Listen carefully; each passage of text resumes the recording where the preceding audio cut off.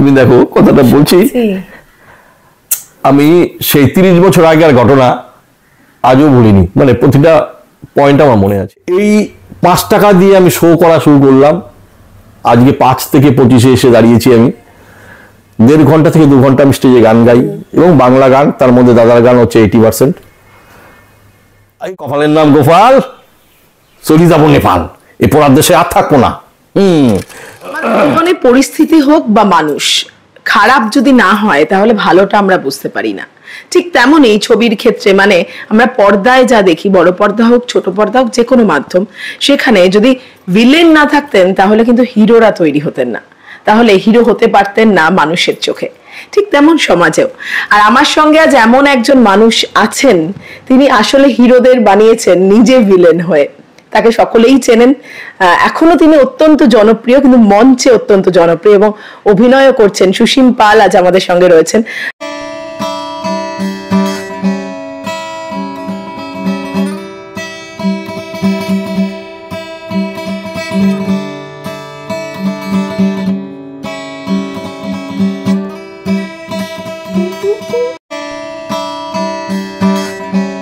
বুম্বাদার এগেনস্টে একসময় বহু গেছেন, মানে পর্দায় প্রচুর অ্যাকশন, প্রচুর খারাপ কথা, কিন্তু আসলে বুম্বাদার খুব কাছের মানুষ একজন তিনি।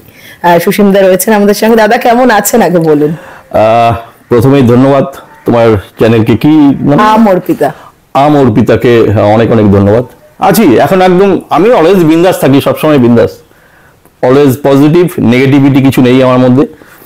যখন ছবি করেছিলাম তখনও ভীষণ পজিটিভ থাকতাম। নেগেটিভ ঘটনা অনেক এসছে এরকম জীবনে, কিন্তু আমি আমার মাইলস্টোনটা যে ফিক্সড, সেটা হচ্ছে প্রসেনজিৎ চ্যাটার্জি।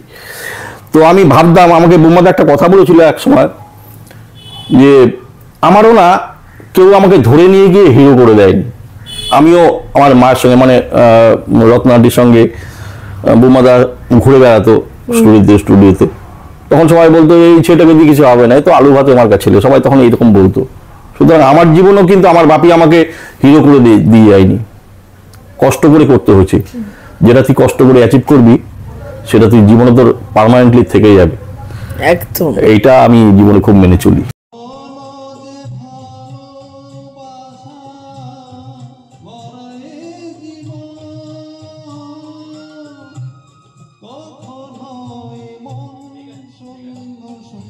এবং যেটা বলছিলাম যে দাদার এগেনস্টেই যাওয়া পর্দায় বেশিরভাগ সময়, তাই তো? একদম, মানে পারলে হিরোকে কত রকম ভাবে আর কি ক্ষতি করা যায় হিরোর, কিন্তু আসলে দাদার কতটা কাছে সেটা তো আমরা শুনবই। তো দাদা, যেটা আমি একটু আগে শুনছিলাম এবং শুনে কিছুক্ষণের জন্য স্তব্ধ হয়ে গেছিলাম, যে সত্যি শুরুটা কিভাবে হয়। আমরা শুরুর কথা একসময় ভুলে যাই যখন মানুষ সাফল্য পান, কিন্তু শুরুটাই আসল, সেই শুরুটাই আসলে একজন মানুষকে সফল হতে তৈরি করে, তাই না? এবার একটা বড় ধাক্কা দিয়ে দাদার ছবিতে মানে অভিনয় শুরু, এটা একটু জানবো যে কিভাবে অভিনয়ে আসা, দাদার এত কাছাকাছি হয়ে যাওয়া। এটা বলতে গেলে একটু পিছিয়ে যেতে হবে আমাকে। ধরুন ওই 90-92 সাল শয়তান বলে একটা ছবি হয়েছিল, ডিরেক্টেড বাই শচীন অধিকারী। তো সেই ছবিতে আমি শচীনদার সঙ্গে আমার যোগাযোগ ছিল, তখন ঘুরে বেড়াতাম সবার কাছেই, কাজের জন্য ঘুরতাম, আমি গ্রুপ থিয়েটারের থেকে গেছি। তো শচীনদা, তখন আপনার কত বছর বয়স? তখন কত হবে, আজ থেকে ধরুন 30 বছর আগে মোটামুটি, তখন ধরুন ওই 22-23 এরকম। তো আমি, শচীনদা আমাকে বললো এই একটা শয়তান ছবি হচ্ছে, চল তোকে নিয়ে যাই, তোকে একটা ক্যারেক্টার করাবো। তো আমাকে একদিন স্ক্রিপ্টটা শোনালেন, গল্পটা শোনালেন। স্ক্রিপ্ট শোনার মতো তখনও আমি জায়গায় যাইনি, গল্পটা শোনালেন, বলে দুঃশাসন একটা ক্যারেক্টার আছে, দুর্যোধন দুঃশাসন, তো একটা সুমিতকে দিয়ে করাবো, মানে সুমিত গাঙ্গুলি। তখন আমার সুমিতের সঙ্গে পরিচয় ছিল না, আর একটা তুই করবি। তো আমি বললাম ঠিক আছে। আমাকে একদিন নিয়ে গেল, এখান থেকে ইউনিট ছাড়লো, সকালবেলা বাস ছাড়বে শঙ্করপুরে আউটডোর। আমি সকালবেলা যদি মিস করি, এই জন্য আমি রাতেই চলে গেলাম, গিয়ে ইন্দ্রপুরী স্টুডিও বারান্দায়, শীতকাল ছিল, চাদর মুড়ি দিয়ে পুরোটা রাত কাটিয়ে দিলাম। সকালবেলা বাসটা ফেল করলে চলবে না, এই একটা সুযোগ। বাসে সিটে জায়গা পেলাম না, তো আমি ওই নিচেই পেছনের সিটটা হেলান দিয়ে নিচেই বসে পড়লাম। আরো দুজন ছিল আমার সঙ্গে, তারাও নতুন। চলে গেলাম, দীঘা পৌঁছলাম, গিয়ে আমাদের একটা হোটেলে রাখা হলো। সেই দিন শুটিং ছিল না, পরদিন শুটিং হলো। গেলাম সমুদ্রের ধারে, আমাকে ব্ল্যাক ড্রেস দেওয়া হলো, আমি ব্ল্যাক ড্রেস পরে সমুদ্রের ধারে গেলাম, নিয়ে গেল বাসে করে, নিয়ে বসে আছি, আমাকে আর ডাকছে না। কিন্তু সেদিন আমার শচীন অধিকারী নেই, যিনি আমাকে নিয়ে গেছেন, ডিরেক্টর, অ্যাসিস্ট্যান্ট ডিরেক্টর বাবলিদা, অমিতাভ ভট্টাচার্য, আমার নামটা মনে আছে, আমি সারা জীবন ভুলবো না। উনি আমার পারতপক্ষে উপকারী করেছিলেন। তো আমি বসে আছি, আমাকে দিয়ে ক্যারেক্টার করাচ্ছে না। আমার ক্যারেক্টার দেখছি দুজন, আরেকজন দেখলাম বড় বড় চুলওয়ালা, সে দুঃশাসন ক্যারেক্টারটা করছে। তো আমি বললাম যে দাদা, আমার ক্যারেক্টার তো ওটা দুঃশাসন, আপনি আমাকে তো স্ক্রিপ্ট দিলেন না। আমার দিকে, কে তুমি কে? বললাম যে আপনার ওই দুঃশাসন দেখুন, আমার নাম লেখা আছে ক্যারেক্টারের স্ক্রিপ্টের মধ্যে, নামটা দেখলাম কাটা। বলে না না, তোমার কোনো নাম নেই, আর তোমাকে ড্রেস কে দিয়েছে? যাও ড্রেস নিয়ে যাও, ড্রেস খোলো, খোলো ড্রেস খোলো, আমার ভুল হয়ে যাবে, বুঝতে ভুল হবে, যাও ড্রেসটা খোলো, দূরে গিয়ে বসো। তাড়িয়ে দিলেন উনি আমাকে, একটু কুকুরের মধ্যে তাড়িয়ে দিলেন আর কি আমাকে। ভাবলাম ঠিক আছে, চলো আজকে হয়ে যাক, শচীন দা এলে পরে বলবো আমি। ইন টাইম বলে না, যার হবার হয় উপরওয়ালার সময় করে দেয়। বোমাদা দূরে বসছিলেন চেয়ারের উপরে, ওইখানে শতাব্দী ছিল, শতাব্দীর সঙ্গে একটা সিন টিন হচ্ছিল আর কি। তো আমাকে নেওয়া হলো না, তাড়িয়ে দিল। বোমাদা ফার্স্ট লুক দিলেন আমার দিকে, তাকালেন একবার। তো ওখানে বসে বসে আমি দেখলাম ওদের শুটিং হচ্ছে, আমাকে দূরে সরিয়ে দিল। আমি দূরে গিয়ে বসে এলাম বালির উপরে, সবাইকে চা দিচ্ছে, আমাকে দেয়া হলো না। জল দিচ্ছে, আমার থেকে সরিয়ে নিয়ে গেল। টিফিন দিচ্ছে, আমাকে কিছু দেয়া হলো না। বেলা 3টে বাজে, 8টা থেকে 3টে অব্দি না খেয়ে রয়েছি টোটালি, প্রচন্ড খিদে পেয়েছে। লাঞ্চ ব্রেক দিয়েছে এই 2:30 3টের সময়, সবাইকে বিরিয়ানি প্যাকেট দেওয়া হচ্ছে, 8 টাকা করে বিরিয়ানি ছিল তখন, বিরিয়ানি প্যাকেট দিচ্ছে। তো আমি আমার কাছ দিয়ে ব্যাগটা নিয়ে যাচ্ছে, আমি হাতটা বাড়িয়েছি যে আমাকেও বুঝিয়ে দেওয়া হবে। পট করে তাকিয়ে বলছে, কে তুমি? তোমার কি মিটার অন হয়েছে এখানে? আমি দেখলাম যে দাদা সব ফলো করছেন। দাদা তো আমার জন্য বলবেন না, কারণ আমার সঙ্গে তার পরিচয় নেই, কিন্তু মানুষটা যে অন্য মানুষ। যখন আমার সঙ্গে ওইটা করলো, আমাকে সরিয়ে দিলাম, চলে যাচ্ছি, এই শোনো এদিকে, এই প্রসেনজিৎ চ্যাটার্জি আমাকে ডাকলেন। এগিয়ে গেলাম, এই দিলীপ বাবু এদিকে আসুন। দিলীপ দে বলে একজন ছিলেন, আমি নামগুলো ভুলিনি এখনো। আপনি ওর হাত থেকে বিরিয়ানি প্যাকেটটা ছিনিয়ে নিয়ে গেলেন কেন? কত দাম একটা প্যাকেটের? একটা ছেলে সকাল থেকে মিসবিহেভ করে যাচ্ছেন, কেন করছেন এগুলো? ওর গা থেকে ড্রেসটা খুললেন কেন? ড্রেসটা থাকলেই বা কি অসুবিধা হতো? আমাকে কটা দিয়েছেন? 3টে। আমি কি 3টে খাই? আমি খাই বিরিয়ানি? আমার থেকে নিয়ে ওকে একটা দিন। কেন করেন এরকম মিসবিহেভ? আপনাদের জন্য ফিল্ম লাইনের এরকম অবস্থা, টোটাল প্যাক আপ করে দেবো। আমি ভাবলাম এই রে গেছে, এবার না একটা ঝামেলা লাগে। আমাকে বললো, তুমি এটা নাও, আমার ড্রাইভারকে বলছি তোমাকে হোটেলে ছেড়ে দিয়ে আসবে। গীতাঞ্জলিতে দাদা ছিলেন, আমরা পাশে একটা ছোট হোটেলে ছিলাম তখন। তো আমাকে গাড়ি দিয়ে বোমাদা নিজের গাড়ি দিয়ে আমাকে পাঠিয়ে দিলেন শঙ্করপুর থেকে দীঘায়, 28 বা 30 কিলোমিটার। চলে গেলাম, গিয়ে সন্ধ্যেবেলা সে তুলকালাম অবস্থা। শচীনদাকে এলে পরে বলবেন আমার সাথে দেখা করতে। শচীনদা এলেন, ও ছেলেটার জন্য সিন বানান একটা, ও কালকে পরশু 3 দিন ও এখানে শুট করবে। ডায়লগ দিয়ে যদি নাও হয়, যদি ডায়লগ হয় ভালো, যদি নাও হয় ওকে এই ছবিতে রাখবেন, এবং ওর উপরে যেন ছবি স্টার্ট হয়, ওকে দিয়ে এই ছবিটা স্টার্ট হবে। আমি তখন খালি বললাম, এই একটা সুযোগ আমাকে কাজে লাগাতে হবে। আমি খালি বললাম,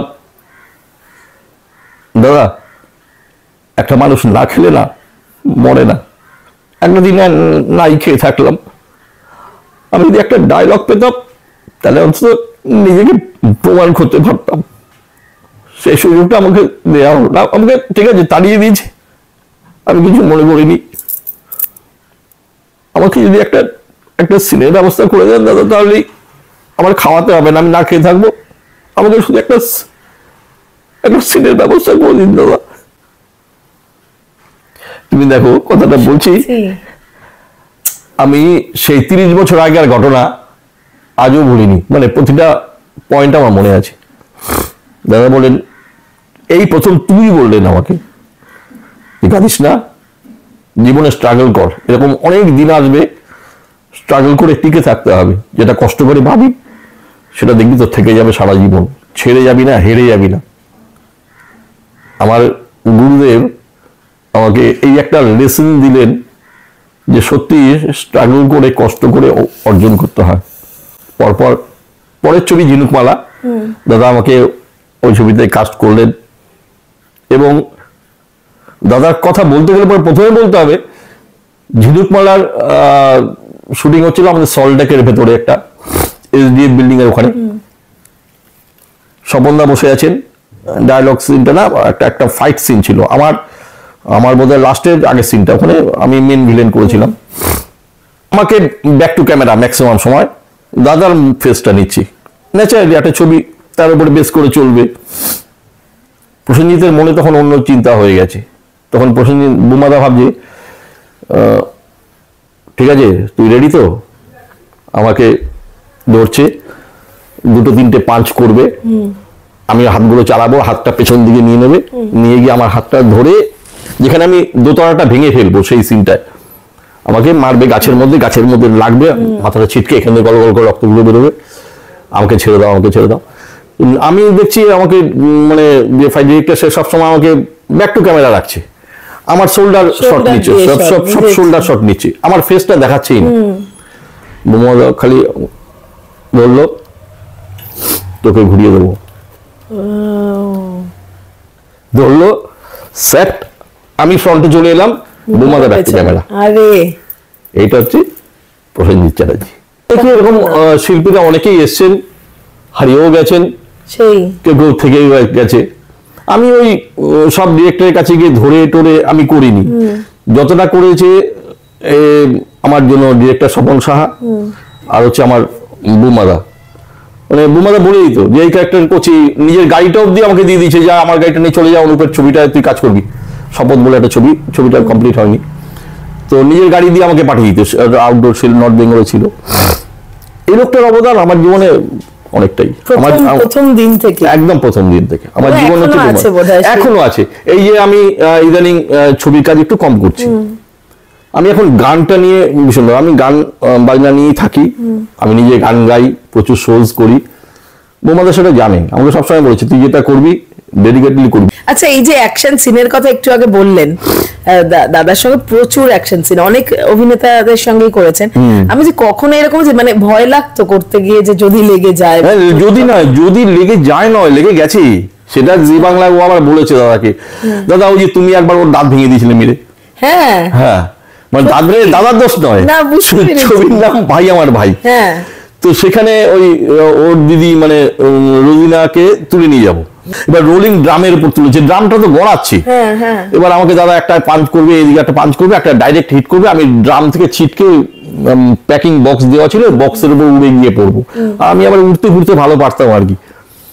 এইবার ড্রামটা যে গড়াচ্ছে, দাদা তো দাদা হিসেবে ঠিকই মেরেছে, এবার আমার ওই ড্রামটা গড়ানোতে আমি মুখটা সামনে চলে এসেছি, আর যেই চলে এসছে দাদা হিটটা গিয়ে পুরো এইখানটা লাগলো, পুরো দাঁতটা বাইরে বেরিয়ে গেল, এই ঠোঁটটা ফাঁকা হয়ে গেল, গল গল করে রক্ত, আমি দাম করে পড়লাম, পড়ে ওখানে বস্তা ছিল, বস্তার আড়ালে পড়েই রয়েছে, মাথা ঘুরে গেছে আমার। দাদা তো হেড হয়ে গেছে, কাট চলে গেছে, ডিরেক্টর বলো ভেরি গুড খুব ভালো, আমি তো পড়ে আছি ওখানে, গল গল করে রক্ত বেরোচ্ছে, কেউ দেখেনি আমাকে। এবার গিয়ে দেখছি আমি পড়ে আছি, বুমাদা, এটা হচ্ছে বুমাদার রোল, হাঁটু মুড়ে বসলো, আমার মাথাটা হাঁটুতে তুললো, বলি এ বাবা, ইস, মেডিসিন বক্স নিয়ে এসে নিজের হাতে এসবগুলো ট্রিটমেন্ট করে দিল, পুরো বললো না ওকে আর ফাইটে এখন একদম রাখবেন না, ওকে ওর পার্টে গুলো দিয়ে করে দিন, আর ওর শর্ট যেগুলো আছে সেগুলো আলাদা করে পরে নেওয়া হোক। সেই দাঁত মানে অনেক দিন পর লাস্টে আমাকে বসাতে হয়েছে আর কি করে। এটা অ্যাক্সিডেন্ট হয়ে যায়, এরকম রিস্কেরও তো ছিল, না এটা আমার নয়, এটা তাপসদারও সম্পর্কে আমি সেটাই বলছি, অনেকের জীবনেই ঘটেছে, আমি জানি না বুমাদার কখনো ঘটেছে না।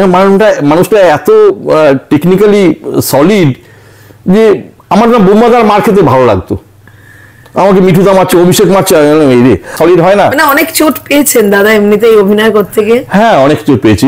শিমুল পারুলে আমি পাহাড়ের উপর থেকে নিজে শটটা দিতে গিয়ে ভেবেছিলাম যে এরকম সোজা ভাবে পড়বো, একটা ডালের মধ্যে পাটা আটকে গিয়ে ঘুরে গেলাম, গিয়ে মুখ থুবড়ে পড়লাম, মুখটা গিয়ে পড়লো মাটির মধ্যে, ঝুড়ো মাটি ছিল বলে মুখটা ঢুকে গেছে, মাথা ঢুকে গেছে, পাটা উপর দিকে এরকম করছে, সেই গিয়ে টেনে তুলেছি। হয়, এগুলো অ্যাক্সিডেন্ট হয়, আমাদের ফাইটারদের তো এরকম লাগেই, প্রচুর লাগে।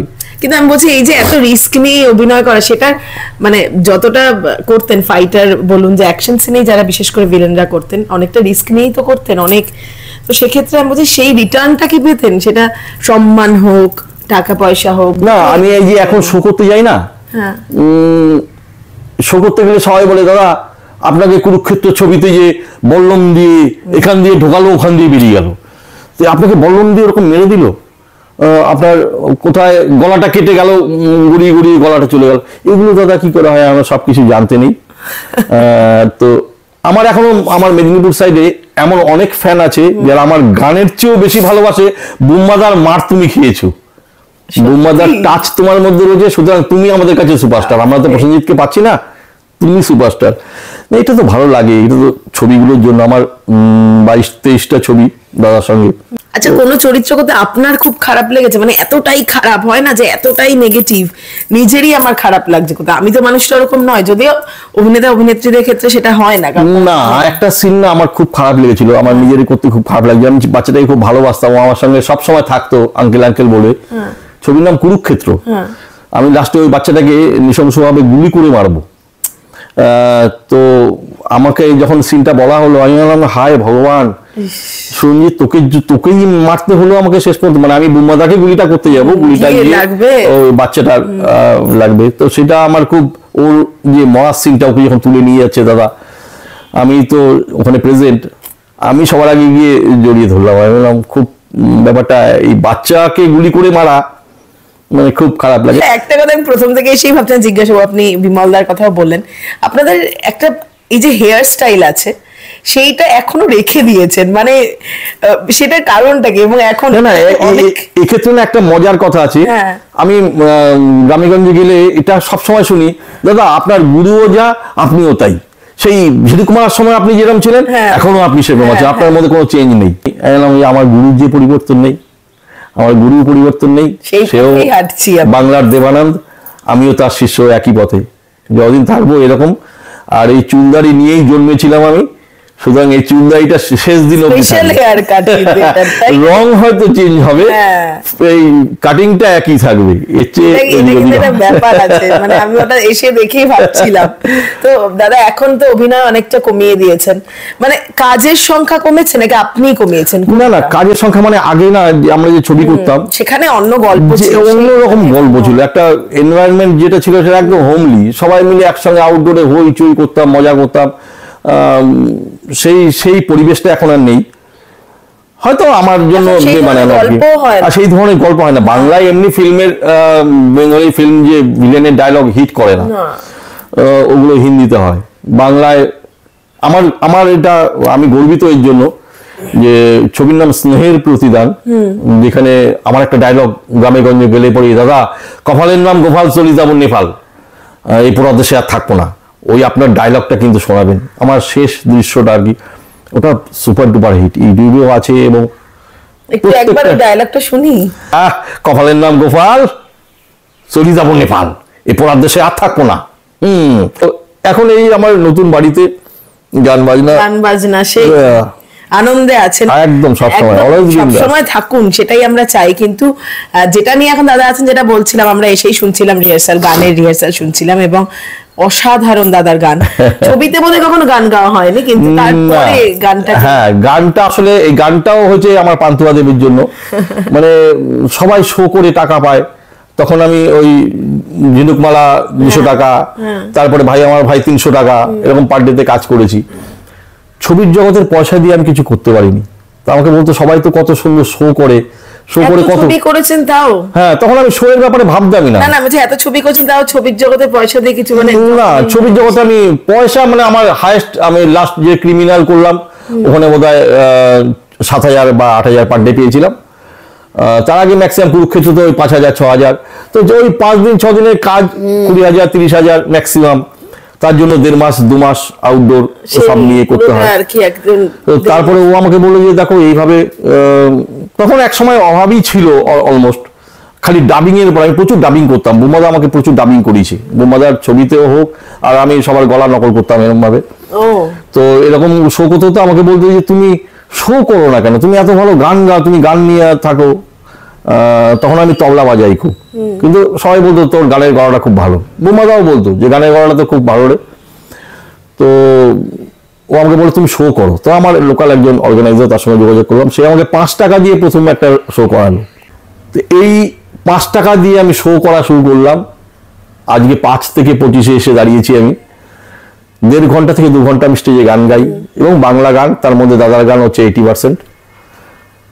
এই গান নিয়ে, ডায়লগ নিয়ে, আর আমার পান্তুয়ার সঙ্গে মজা করে, এবং লাস্টে একটি নাটক করি আমরা, এটা 10 মিনিটের। আচ্ছা, তার মধ্যে আমার ওই স্নেহের প্রতিদিনের ডায়লগটা রয়েছে, একটা টোটাল প্যাকেজ। মানে আমরা দুজনে মিলে 2 ঘন্টা শো করি। বাহ। যে জন্য আমি একক শো করেছি। এমনও আছে যে সিঙ্গার, দাদা সিঙ্গার লাগবে না, আপনি ওই আবার হবে তো দেখাই শেষ দেখানো হয়তো, এটা দিয়ে শেষ করুন আপনি, এরকমও রিকোয়েস্ট করে। রাত্রি 2টোর সময় বলে দাদা একটা রবীন্দ্রসঙ্গীত শুনবো। একদম অন্য একটা নতুন নিজের দিক একদম খুলে ফেলেছে। একদম একদম। আমি এখন শোজ নিয়ে খুব ভালো আছি, কাউকে জবাবদিহি করতে হয় না। আর আমার যারা আমাকে নিয়ে যান তারা সবাই জানেন যে অনেক পয়সা দিয়ে অনেক বড় বড় নায়ক টায়ক নায়িকা সিরিয়ালের মেয়ে নিয়ে যেতে পারি। আপনি কি তারা যে পয়সায় যে শোটা করেন, এটা আগামী 10 বছরেও এরকম শো কেউ করতে পারবে না। আমি এমন জায়গা আছে যেখানে আমি 4বার 5বার গেছি আমি, মেদিনীপুরেই। তো এই গান নিয়ে খুব ভালো আছি। একদম একদম থাকুন, গান নিয়ে অবশ্যই ভালো থাকুন। কিন্তু শেষে আজকে আমাদের ইন্টারভিউটা যাকে নিয়ে অনেক কথা হলো, দাদার গান দিয়ে কিন্তু আমরা শেষ করব। আমি একটু আমার যে পান্তুয়া দেবী, বিহারে রাবড়ি দেবী আছে, বাংলায় পান্তুয়া দেবী আছে, এটা অনেকে জানে না। আমার যারা মঞ্চের বন্ধু তারা জানেন। তো আমি একটু পান্তুয়া দেবীর সঙ্গে, মানে সুস্মিতার সঙ্গে পরিচয় করে দিচ্ছি। সুসীম সুস্মিতা। তো সুস্মিতা পাল আমার বেটার হাফ। তুমি নমস্কার। আমাকে তখন থেকে বলছো পান্তুয়া, মানে আসলে নাম কি পান্তুয়া? না, ওর ভালো নাম হচ্ছে সুস্মিতা, কিন্তু আসলে ভালোবাসে। হ্যাঁ, ওই জন্য আসলে মুখটা অনেকটা মিল আছে, তো যে জন্য ওকে পান্তুয়া বলে ডাকে, এবং ও এখন পান্তুয়া দিয়ে নামেই হিট আর কি মঞ্চে। তো ও আমার সঙ্গে একটা নাম আছে, আমি সেটা বলবো। হ্যাঁ, আমার নাম ল্যাংচা দিয়েছে নাকি। আমি নাকি ল্যাংচার মতো লম্বা, আর ও পান্তুয়ার মতো গোল। হ্যাঁ, তো আমি এটা মেনে নিচ্ছি। আচ্ছা, তুমি আমাকে অনেকক্ষণ থেকে বলছো পান্তুয়া পান্তুয়া, তো আমার একটা রিকোয়েস্ট রাখবে? হ্যাঁ বাবা, রাখতে হবে, না হলে খাওয়া জুটবে না আমার। হ্যাঁ বলো। এরকম? আচ্ছা, আমি একটা গানের রিকোয়েস্ট করবো, সেটা আমার জন্যই শুধু। আচ্ছা, তাহলে বলো কি গান? হ্যাঁ বলো। দাদার সেই গানটা, চিরদিনই তুমি যে আমি ভাবছিলাম আমার জন্য, এটা ভাবছিলাম ভালোবাসার জাতীয় সঙ্গীত আর কি। একদম, যেটা আমরা সবসময় করে থাকি। এই গানটা আমরা স্টেজেও সবসময় করি আমরা দুজনে মিলে। চলো তাহলে খালি গলায় একটু শুনে দিই। আচ্ছা। ছবির নাম অমর সঙ্গী।